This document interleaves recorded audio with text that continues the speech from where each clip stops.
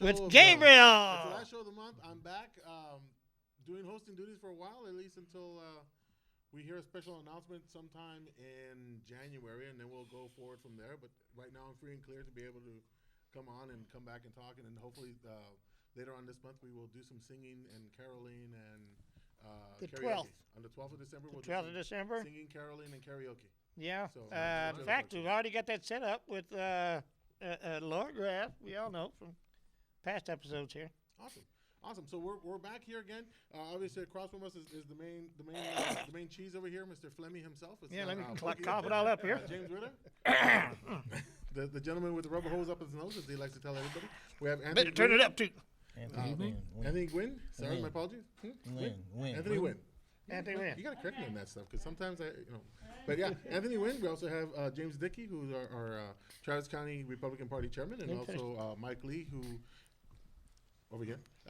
Mike Lee, who is He's our, back in host mode. I know. Just Get you. Slip right He's our back outreach into it. director for the TCRP, and of course we have Mrs. Pokey here.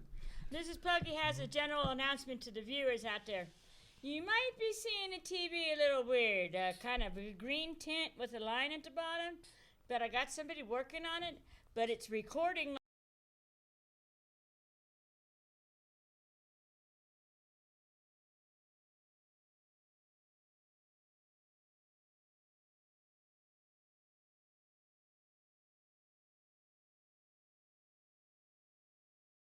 I think we're in lichen on a tree. There you There go. We're in a trailer park lichen.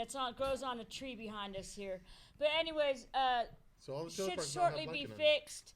But it's recording like this and everything. So y'all are little green Martians right now. Oh man. Is that right? Más triste. Oh wait. Wonder what color my flim is. Wait. Well, yeah. and not that there's anything wrong with being green, right? There we you go. So we get a little. There you go. There's nothing wrong with being green. We welcome all kinds. So we had a momentous experience this past election day. Not my race aside, we're not going to talk about that one. We're going to leave that as is. But we had some pretty big stuff that went on. A lot of people didn't expect the presidential election to happen the way it did. Some big changes that went on at the state level, and I believe some of the county races that affected us. Kind of huge stuff that went on. So what we want to do today is talk a little bit about what's going on with what happened with the elections, and then talk a little bit more about what's going on this coming December with the Electoral College, since we've been hearing a lot of people making death threats, and what's going on with the popular versus electoral vote. That we can kind of give a little bit more education to the people, and then kind of go from there and see what happens. So. Okay, well, just a general overview on the election results for the state of Texas. A lot of questions came up on before the election. People were predicting that perhaps Hillary might actually even win the state of Texas, and every time I was interviewed about that, I'd said no, Trump will probably win by high single digits, and it turns out he won by about 9%. Right. McCain had won by 10.5% in 2008, and Romney had won by 16% back in 2012. The real question was it improvement by the Democrat side that made it only a 9% victory, or was it a drop on the Republican side? And Hillary got 42% of the vote, which is pretty much exactly the Democrat cap for the last 30 years. Her husband, Bill, in 1992, got 42% of the vote. And in Texas. And and over and over again, that's what you see looking back. Democrats get somewhere between 39 and 42% in Texas for the last 26 years. That's pretty much the norm. So what we saw instead was a splintering of the Republican support that dropped it from a 16-point victory to a 9-point victory. And that wasn't really an issue for all the statewide races. We swept again all the statewide races. But where it made a big difference is in a place like Houston, where thanks to both straight ticket voting and the drop in Republican support, every single judicial race flipped from Republican to Democrat. because the margin of victory just wasn't high enough, and there weren't strong enough coattails in Houston to get over to get them the margin of victory they needed to carry that through. So we have seen some of that. Typically, gubernatorial election years are even better for Republicans. So 2 years from now, when Governor Abbott's running for re-election, and he's certainly been working very hard and very well to stay organized and keep his campaign going, he should do very, very well, and the rest of the tickets should come along just fine, and we should see the same kind of margins. He beat Wendy Davis by 20 or 21 points. Not really even sure who the Democrats will put up against him in 2 years. They'll put somebody up against him, but odds are he'll win by another 20 points or so, and that will help sway the straight ticket. That'll make a difference. So you talked about the splintering at the national level with the national race. Do you think that because there was more candidates running, or like the Green Party factor, the Libertarian factor, people were actually just saying, okay, I'm just going to go ahead and move away from there? Or do you think do you think that maybe the Never Trump situation, that, I mean, you and I have friends that were posting daily, and if not every half hour, Never Trump, this whole thing, and do you think that might have been the big cause, or would have been a combination of both of them? I think that was some of it, and I think the Never Trump part was some of it, and some folks were. I can't bring myself to vote for him. Obviously, I wasn't in that camp, and most Republicans weren't, because he won. But a lot of that has switched now with him being elected. The other issue is that there were more independent candidates, right? There was the Green Parties, the Green Party, as you said. There was I'm trying to think of it. There were 2 or 3 other independent candidates who, there was McMullen, there were a couple of others who had gathered a lot of attention. Now, in terms of actual votes, they didn't get a ton of actual votes. I think a lot of the folks just said, I just won't vote for him. And in fact, that's what just happened, over the weekend with an elector. One of the Republican electors for the state of Texas. Resigned, Texas has 38 Republican electors, and one of them resigned saying, I took an oath saying if I was elected an elector, I would vote for whoever the Republican nominee was. And he was elected an elector before we knew for sure who the Republican nominee would be. And he said, I took that oath, I won't break that oath, but I'm not comfortable casting my vote for Trump. And frankly, I've talked to some people about it. I think he did everybody a favor by waiting until after the election to resign, because I think, resigning was the right thing to do. He's not breaking his oath, and he's not going against the party, either one. He just resigned. He has to be replaced, and right? the rest of the electors, the other 37 electors, they get to elect someone to replace him. And hopefully it'll be someone from the same district, because the electors are elected from congressional districts. And so hopefully it'll be someone else from that same congressional district. But it's up to the electors to elect that person, and they'll cast that vote. And that's good. But by waiting until afterwards, he didn't give ammo to the Clinton camp, right? So For advertising and all that. right, stuff. for advertising, where they could say, hey, look, this is an elector even, and he swore to vote for the nominee, and he's not willing to vote for Trump. So from that standpoint, I think it was actually a good thing he did to wait until now. And it's pretty simple. I mean, there are 37 electors, and they've got a lot of people to choose from. I'm sure it'd be more than What happy congressional district was he? That's about 36. Oh, okay. I was going to say 10, hey. Yeah, exactly. No. That's the fun thing. I was talking to my daughter. We're going to go down. The way the Electoral College works, on purpose, the Founding Fathers set it up so that in every state, on the actual election day, which is December 19th this year, all the electors gather in the state capitol. Well, we're right here in Austin. So, come on down, come to the Capitol, watch the electors cast the actual vote for president. Wow, that's pretty amazing. Yeah.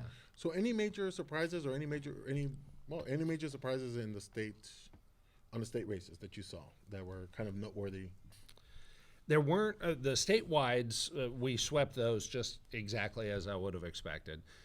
I was not surprised, but very pleased. We have our first Republican state senator who's a resident of Travis County. Really? So we now have Was it my Don Buckingham? senator, Don Buckingham. Nice. Yep. That's true. That's right. And in Senate District 24, really thrilled to have her as a great new conservative voice going down to the Capitol, and I'm very excited about that. And she is the first ever Republican resident of Travis County elected as a state senator. That's amazing. That's pretty cool. Yeah, And I've heard her speak. She's very she's well sharp. knowledge, and she is sharp. Well, she came to a lot of EC meetings. She did. She made the effort. It's a 17 county district, so it goes all the way from here to Abilene. Wow. Yeah, and she covered the territory, spent months covering, and Which we attended said she a lot has of an our office events. up on. Yeah, or for a day job, she's an eye doctor, and Oh, yeah, even better. yeah, Even better. yeah, very cool. And our office is not far. Her campaign office was up near. I forget where it was. On your side of town. Yeah, it would have been over towards Lakeway or Lake Yeah, Travis. Yep. yeah. Very cool. Very So. cool. Anything else that were kind of big surprises from a local standpoint? Well, I was disappointed that more people didn't cross over and support your candidacy. I was surprised you lost. Well, there's this long story on that one. but- Yeah. I was disappointed in a couple of the other races. Deke Pierce almost pulled it out. I mean, Yeah. he had 48 and change. I mean, that's pretty impressive, and does show that District 2 does have a chance at being winnable. With more support, more attention. So certainly the justice of the peace for Precinct 2 coming up in 2 years, we should be putting a lot of attention into that. Cool. Absolutely. I was We've disappointed got- with the sheriff's race. We've got to do a You lot. know. We just have to do more work. All of us. Well, And, So, uh, what are your thoughts about the whole sheriff? Well, Okay. I mean, I thought the Just keep talking. We've got it on your DVD. I mean, on your thingy. Hard drive? Maybe I can get Maury to upload it after the show. We can just Well, get it I'll uploaded upload on the it. internet here for replay. But and we'll figure out a way to get it Are we up still on green? the internet. Are we still green? Yeah, you can still talk. No, I mean, we're still green. No, you're so much. You're a little girl talking about heart disease right now. Oh, But just continue talking about the show, what you're talking about. They're working on the problem. Like I said, your thing is recording everything. We can put it up Yeah. after Okay. the show out here. And can you work on a Mac file? we can do something. We can get that fixed. Can you Yeah. work on a Mac file Yeah. on your computer? Maybe he can borrow it. And Well, no, I know Anthony's been uploading, so Yeah. So if you can, yeah, we'll figure get out how something. you can upload it onto the YouTube. yeah. And anyways, we do have a good copy of it going, so. Good. So now it's a whole bunch of girly girls talking about heart disease and everything else right now. So why? Okay, so why the okay? And I gotta do this little rant. So right they here. can't broadcast They- live. They but can't broadcast live broadcast tape. because apparently someone does not know how to fix machines here. Okay, now the equipment that we've had here has been here for how long?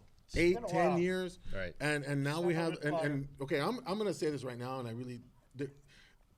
Pokey, I'm sorry, but no. I'm like, okay, we've got this equipment. How could and the people that are working on this equipment have been working on this equipment for how many years? Several years, right? New people there's really no new people that are here. How in the world are they going to go ahead and say, well, we're going to be for public access, and then deny the public what's going on here right now? I've always This is bragged about abs- this station. It's got all the equipment here to do anything. So you are want they with. are they trying to censor us right now? I mean, seriously, this sounds like we're being censored because they don't want to talk about what's going on a Republican level. I never thought about it that way, but Okay, I'm not gonna get my little aluminum foil hat or whatever. Yeah, But yeah. I'm looking at this as a point where we're like, come on, seriously, you're going to go ahead and knock us off just because you technically, if they knew that they were having problems right now and they knew they're having problems today, they should have just called you and just said, hey, guess what? Cancel the show. We're having technical difficulties. Get a green program on. they might not have. Okay, no, they wouldn't do that because they've been pretty open down here to all. Well, not to us right now. They're showing little girly girls talking about heart We've had disease. James D on before. We've had Republican candidates on, lots of them. They all know I'm leaning that way. I'm mean, a wait. chair for. Wait, you're leaning Republican? You're not leaning Republican. You are You're a Republican. precinct Wait. chair. Anyway, they know I'm a precinct chair and all that. So Wait, is And there if you a are- feed that's overriding our feed? Yeah, pretty much. Is that But what they're doing is that Wow. they're replaying something else, some other green program about girly girls talking about heart disease or something.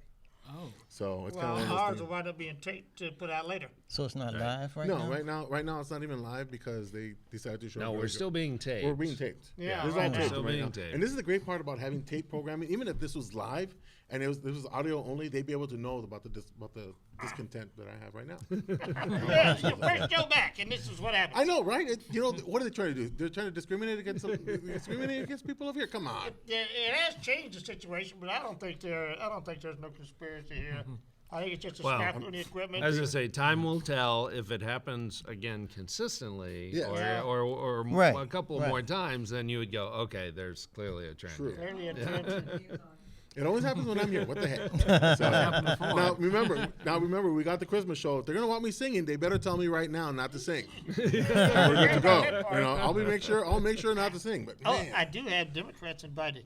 Yeah, Whether they- they'll show up or not, I don't know, but yeah, that's okay. because That's all they've been good. pretty cold to me here lately. Can't imagine why. Everybody gets to do. Well, they may Christmas. be out protesting. Yeah, we can go protest. Well, Exactly. Yeah. Yeah, we'll go from there. So, Anthony, what? hold on. so Before what we do was that, one of the things about live stuff, there's always going to be some kind of little problem.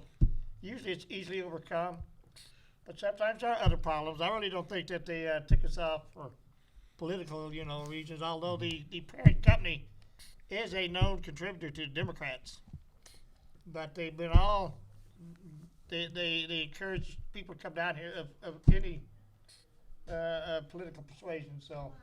Oh, we're live now. Oh. Hey, all right. So All we don't right. have to So we're talk back. about Go back to the so we chair. don't have to worry about talking about girly girls talking about heart disease and everything. Nope. So, All okay, right, so I do want to go yeah. back to Anthony. So you had some discontent with or you weren't happy with the yeah. sheriff's race. Travis County is a Democratic town, so we can't be too surprised that most people vote Democratic in this town. It's the capital of government. It's a university town. A lot of government state workers, so they'll always vote Democratic. But the Travis County race, which I think should be a nonpartisan race, has a Democrat sheriff in it for the last, I don't know how many years. And he's always supported following the federal laws on immigration and submitting the names for immigrants that are not legal to ICE.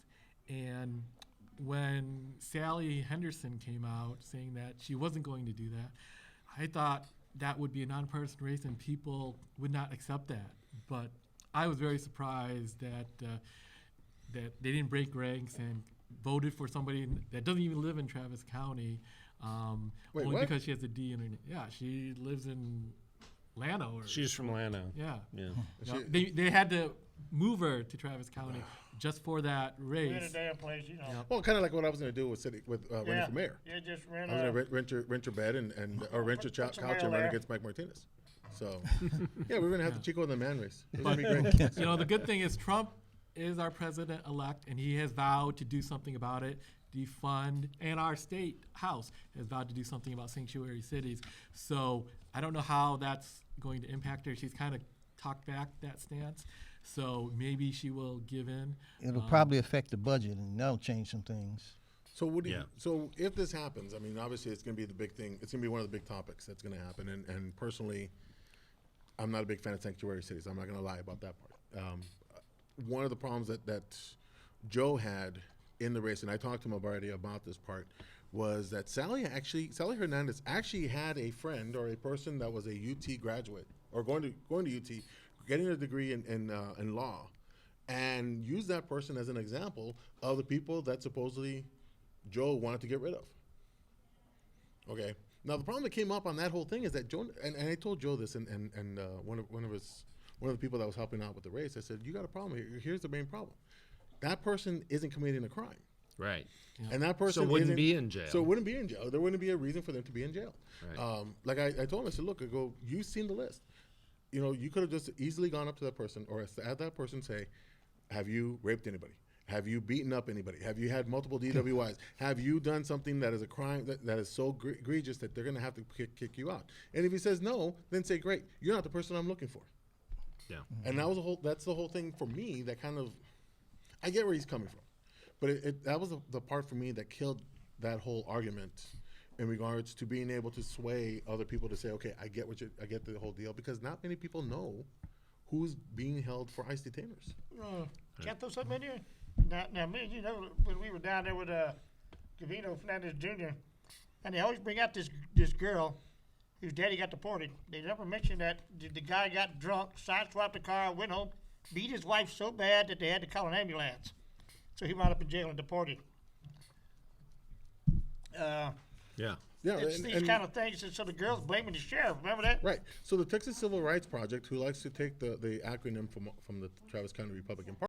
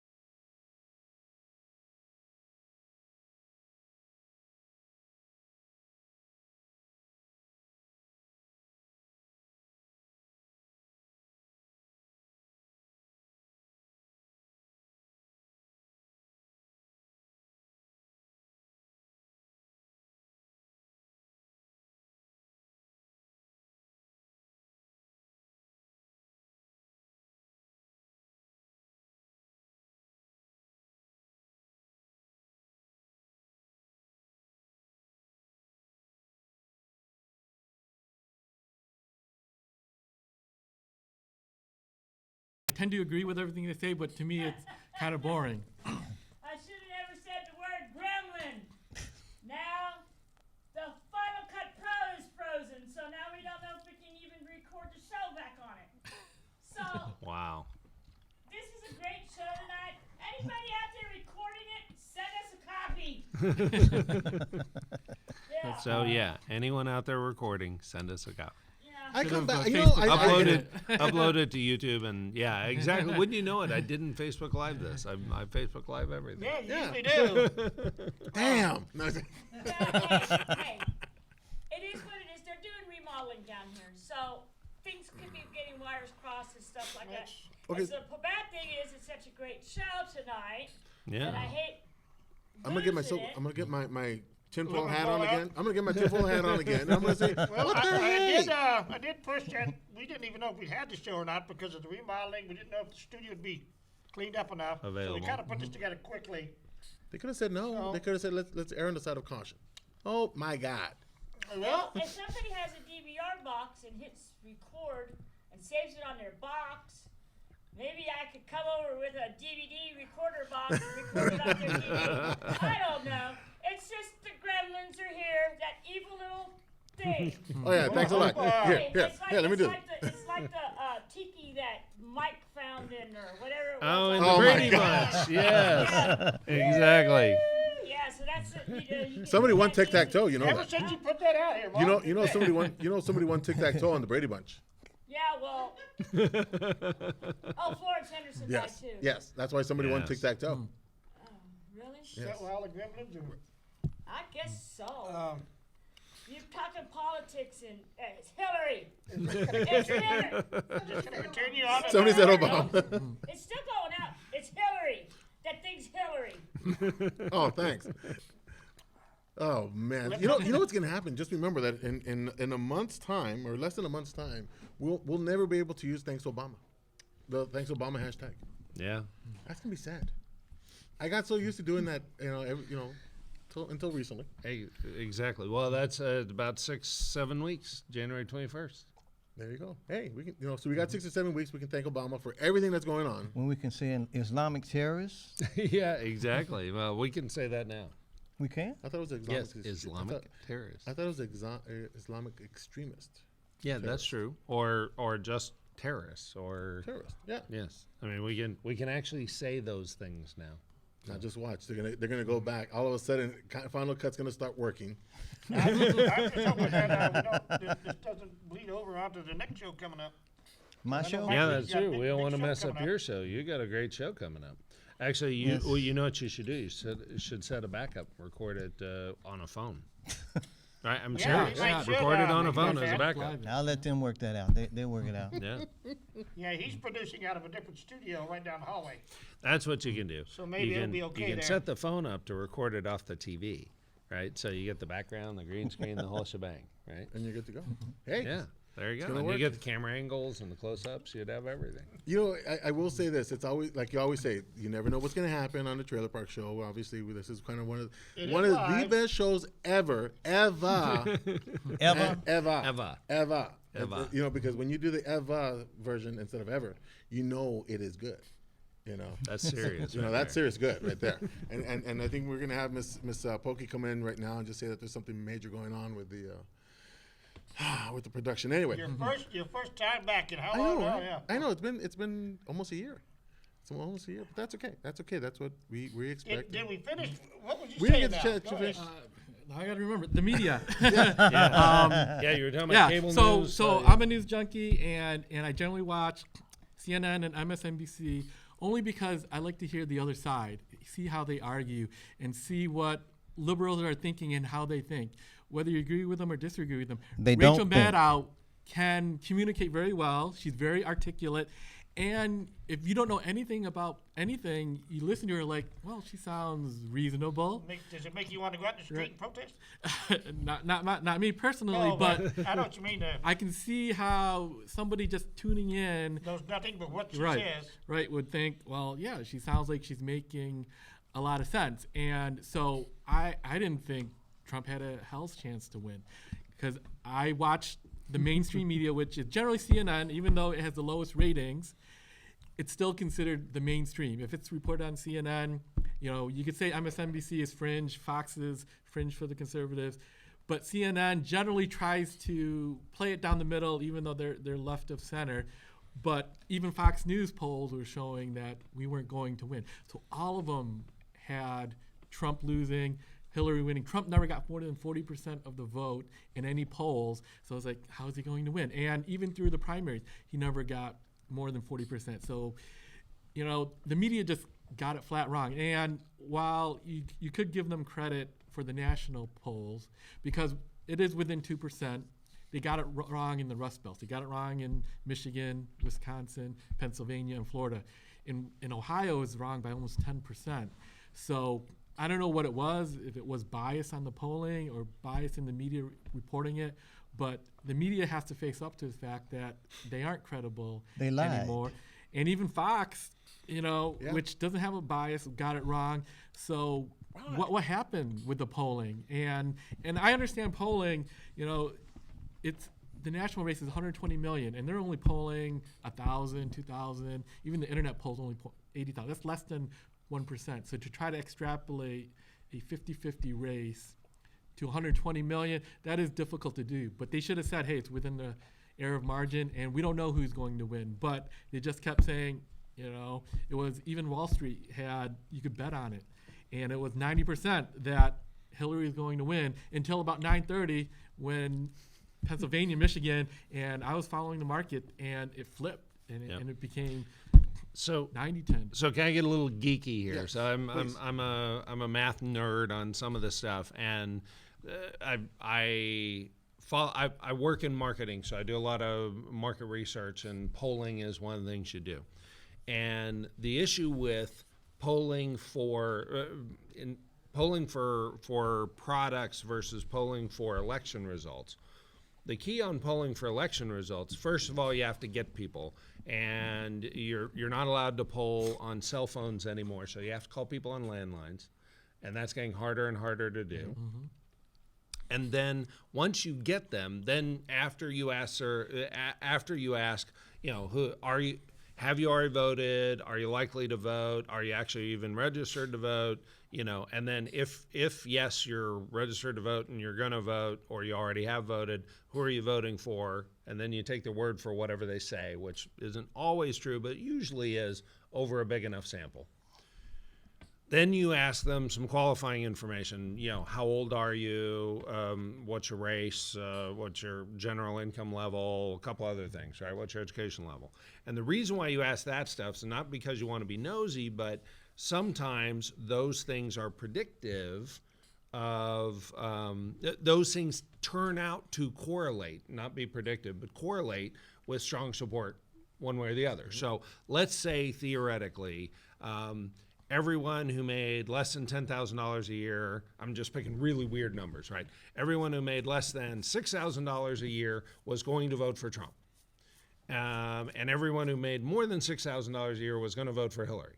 And it turned out 10% of your population that you polled was people who made less than $6,000 a year. Mm-hmm. It was only 10% of your people. Well, one of the things you'd have to do, you'd get all those answers, and then you'd have to accurately predict what percentage of people who made less than $6,000 a year are going to vote. Right. And what percent of the people who vote will be people who make less than $6,000 a year, because they're all going to vote for Trump. I have to be right about what percentage of them are going to turn out. And so polling for election results is super reliable if the population that turns out this time is just like the population that turned out last time. Right. And so that's why the polling in 2012, when all the Republicans said, no way is it right, no way, no way, no way, it turned out to be dead right, because the population mix of people who vote different ways turned out to be almost exactly what all the pollsters expected, mm-hmm. because it was almost exactly what happened in 2008.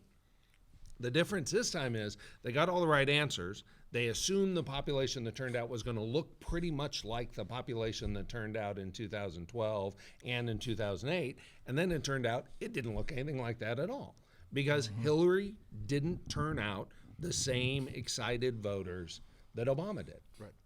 And so the pollsters could have done everything else right. They could have asked a nice, even question that didn't bias it. They could have made everybody feel comfortable, so they told the right answer. They could have asked enough people. They could have done all of that right. And simply by being conservative and saying, okay, we'll assume the electorate's going to look just like it did the last time, because you have to have really compelling arguments for changing that assumption, right? If you're a pollster and you say, I'm going to assume that instead of 10% of the population earning less than $6,000 a year, I'm going to assume 30% is going to earn less than $6,000 a year. You got to have some really good justification for why you think there's going to be that big of a flip. Right. And in some populations in this vote, there were those size flips. And not only that, but there were those size flips that varied some from state to state and that hit in really important states and really important areas. I mean, in the county, Cuyahoga County, I think it is, where Cleveland is in Ohio, right? 25,000 fewer people turned out to vote. And 25,000 fewer Democrat voters turned out to vote, which made a huge difference in the end result for Ohio. And it would have been almost impossible for any pollster to say, think that was going this to time I'm going to weight my results to assume that Ohio is going to have Cleveland not turn out. And so where no malice, no wrong, nothing wrong with the math, nothing wrong with the poll, just unable to predict a weird, different future. So the more the population looks identical every time, the more reliable polls are. And this time, it just didn't look anything like it. Do you think that because of the reactions that people had, the media, people on social media, about how they were so not liking Trump, the Democrat Party and the stuff that they threw out there, then you had the Never Trumpers, and then you had the Libertarians and the Green Party people that were doing their thing to say, oh my God, Trump's bad, Trump's this, Trump's that, whatever the case may be, that a lot of people just said, forget it, I'm not even going to tell you who I'm voting for. Right. The one group where we found, where the pollsters did find that they were lied to, that they were undertold how many people were going to vote for Trump, college-educated women. College-educated women voted for Trump in much higher percentages So the whole cat than thing they didn't matter. admitted. That they admitted either during the exit polls or the election polls, and it seems pretty clear that that's because of all the negative air, whether it was from the Republican side, never Trump, or whether it was from the Democrat side. All of that pressure made that group of voters say, I'm not going to tell you that I'm actually voting for him, but I am going to go vote for him. So you can probably guess that, or assume that because of who the candidate was on the Democrat side and the educated women looking into what happened and looking at the bigger picture as to what the scenario is, that they just said, screw it, we're not going to worry about, whatever stuff is being said. Yeah. That they're just saying, okay, we're just going to go ahead and follow. They said I'm not voting for this person just because of her gender. And I'm going to overlook some negatives on this guy because overall I think it's still a better choice. And there are a lot of voters who made that same equation. And it just goes to show that voters are much more than any one characteristic, which is what I've been saying about our outreach efforts forever, right? All voters are more than any one characteristic and should be treated respectfully as such. Before we get to the electoral side, so what's going on? What's the TCRP doing right now? It's been a big thing about outreach. Right. You and I have talked about that specific topic with several individuals about what the TCRP's done, what I've been involved with, what Pokey's been doing since 2012 when I moved out here. Yep. We have a lot of people. I'm going to throw this out there. We had a lot of people that we were told Is that all not it's to. been 2012 since you were here? Yeah. Man, I made a big impact in 4 You years. have, jump in. I know. Hold on. Let me just You let went that right ego into just the go up a little deep, bit. right into the deep end of the pool. Exactly. We have a lot of people that we were told at one time, don't even worry about Democrats. When it comes to reaching out to people, we were told, never talk to them. Don't worry about it. You're gonna spur other people to get motivated to do other things. The minority groups are largely Democrat. So what are the things we've gone out to events? We've gone to the Cinco de Mayo. We've gone out to the veterans parades where we've got yelled at for being there. We've gone out to different areas. We've had our backs turned by Democrats, and I will say this right here. Paul Saldana is one of the great guys that does that for us a lot of times. When we go out there, he turns his back and he will actually block my way. Jeez. That's a true story. Yeah. Him have fun too. So, what other forms of outreach we have for the TCRP? That's going to be one of the big things that we need to do when it comes to going into the Democrat areas. I know Mike has been going out there, almost getting into fights, as you mentioned. You know, I go in anyway. But what other are we looking at doing something different when it comes to? Yes. We're looking at doing a couple of big things differently. So first of all, Mike has been doing a lot, and I'll let him talk more about what he's doing. He's got talk. I just do stuff. I mean, that's what I do stuff, and most of what I do is not popular. It's a little bit risky, but I hadn't gotten any fights yet. I was looking forward to that, but it just won't happen. But what we have to do is stop being afraid to be ourselves. I get into it with my wife all the time about don't say you're Republican because they won't listen to you. Well, it's time to own it. We have to do what we have to do to make the word Republican not be a bad word. Mm-hmm. We can't stay away from it and hope it'll change. Right. That's just not the way to do it. Let's just go out there head on, take it on head on. And so Mike's been building some relationships. He's working on the MLK group. We have relationships with doing on MLK. We have Austin Justice Coalition. Mm-hmm. We have good relationships with the Nation of Islam. Mm-hmm. And I'm trying to get my counterpart from the Democratic Party to come on my show so we can really have a knockdown.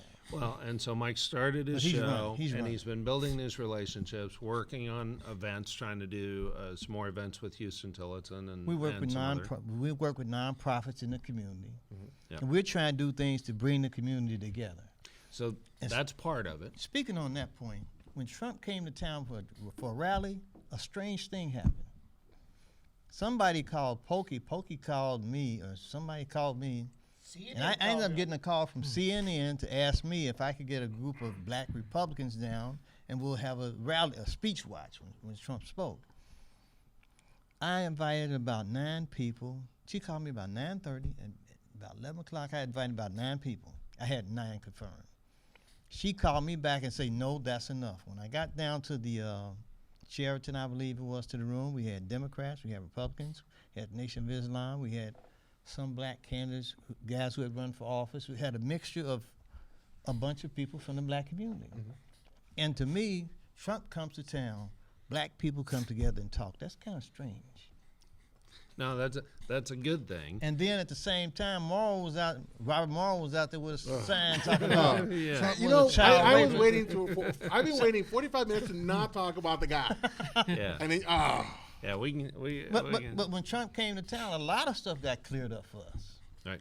Well, that's true. A lot of good things happened. True. And that is good. And then in addition to all the activities that Mike's been doing, one of the areas of focus for us over next year is going to be on local candidates, because there are serious opportunities on the city council and on school boards, and there's a lot of cities within Travis County and a lot of school boards within Travis County, a lot of positions where it would be fantastic to get Republicans of all stripes, candidates. Republican candidates elected to those positions, so we can start proving the value of the focus on affordability and liberty and freedom that are Republican values, that are also minority values, that are everybody's values, and get candidates of all stripes into those races, help them, support them, teach them, get them to build a donor base, get them to build, experience asking for money and asking for votes and making votes, casting votes, and building a track record they can run on. Well, Right. we got to have a group of people, a bunch of people, just take our message and voice it. Right. And do it in all of the communities, and do it in a area where straight ticket voting doesn't kill us. Right. So now, what about other minority groups? I mean, we have Anthony, who's part of the Texas Asian Texas Republican Asian Assembly. Republican Assembly, which covers a large, as I found out through the APAPA group, covers a large array of people that Republican or the TCRP and Republican parties are trying to reach out. Not only are we looking at the Asian community, but we're also looking at people who are Muslim or of Islamic faith. We're looking at Catholics. We're looking at other not other denominations. We're looking at other people that you wouldn't say, hey, are you sure? That type of thing. So are you involved in that part, Anthony? Or Sure. I mean, I'll tell you what I do. Outreach is a very personal thing, and I think you need to connect to people personally in a number of different events. So that's why I'm very involved in the Pflugerville community. I'm part of FACONA, which is an organization of HOAs. I've been on my board of that. I'm also part of the Pflugerville Republican Club. And I think that people that are as motivated as we are just need to go out there in the community, get to meet people. Facebook. As you know, I'm pretty vocal on all the Pflugerville groups. I say my opinions. Some of our groups have 4,000, 3,000 people, and I don't have a problem expressing my opinions with facts and statistics. Maybe I can change a few people. Another thing that I'm going to start up is my wife works at Pflugerville High School. They have a debate club, and a lot of times when people get older, they can get set in their ways. But at high school, they're still impressionable. So I'm going to start attending those. Everybody's invited, making arguments. Most of these are liberal organizations. They don't have a lot of conservative people there communicating their values. So if I can go there, express what we believe in, I think it takes everybody a little bit of effort to just engage the community in whatever way that you can, and show who you are. Show that, you aren't a racist organization. We face an uphill battle with the media. The mainstream media are liberal, they're left-wing, and they will always go out there and, the vetting of Trump's cabinet, they're trying to decide about Mitt Romney. And every time they talk about Mitt Romney, they show this speech that he said all of these negative things. And it's like, how can Trump pick him because he said all these things? Well, that was the campaign, and we got to get over that. Campaigns are tough. People say nasty things in campaign. It doesn't mean that you can't work together after the fact.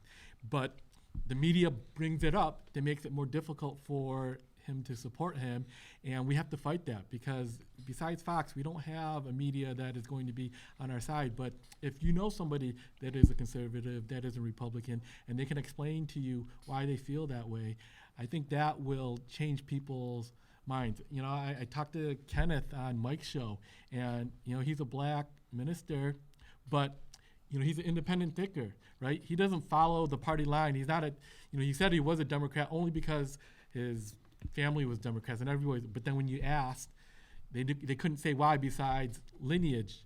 But if you look at the issues, most people agree with the Republican conservative philosophies on the issues. On social issues. Right. And so you have to take away the media labeling and really look at our platform and what we stand for and communicate that. And don't let the media overstate what we're about, because the media is winning the war on that propaganda right now. I look at it this way. Hillary had the money, and the media, but she didn't have the people. Right. And this thing that we're dealing with ultimately comes down to people. I talk to someone, you talk to someone, you talk to someone, we talk to a group of people. If it's one by one, this is what we have to do. We just have to get out there and get in the trenches. So what about the Hispanic vote? I mean, it's going to be one of the growing groups of people that are going to be making an impact in 2020. Absolutely. So what outreach are we doing any outreach in that area? Well, the reporters had asked me about that, and as you alluded to, this election, I mean, the amount of press coverage that we got was phenomenal, and it was worldwide. I had reporters calling from all over the world asking where we were going to have our watch party and interviewing us for stuff. We had Swedish TV and Polish radio and all sorts of other folks interviewing us on that, and I was very pleased to be able, when they would say, well, okay, what are you doing to reach out to Hispanic voters? Well, first of all, Texas Republicans have a great track record with Hispanic voters. I mean, Cornyn